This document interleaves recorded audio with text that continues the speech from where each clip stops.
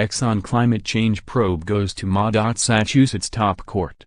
Boston, Reuters, Exxon Mobil Corp, XOM.N, will urge Massachusetts top court on Tuesday to allow it to avoid handing over records to the state's Attorney General amid a probe into whether the oil company misled investors and consumers about its knowledge of climate change.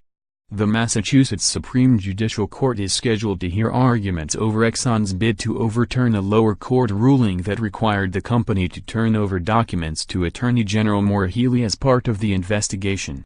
Healey, a Democrat, and New York Democratic Attorney General Eric Schneiderman sought records after news reports in 2015 about how Exxon's own scientists determined that reducing fossil fuel combustion was needed to mitigate the impact of climate change. Healey's office says those documents from the 1970s and 1980s suggested that Exxon failed to disclose what it knew to consumers and investors and engaged in a campaign to sow doubts about the science of climate change.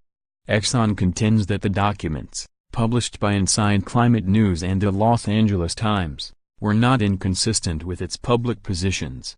After Healey issued a civil investigative demand for documents in April 2016, Exxon filed a lawsuit challenging the records request and another case in federal court challenging her and Schneiderman's investigations.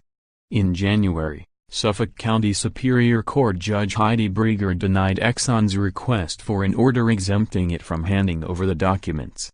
Reporting by Nate Raymond in Boston, editing by Peter Cooney.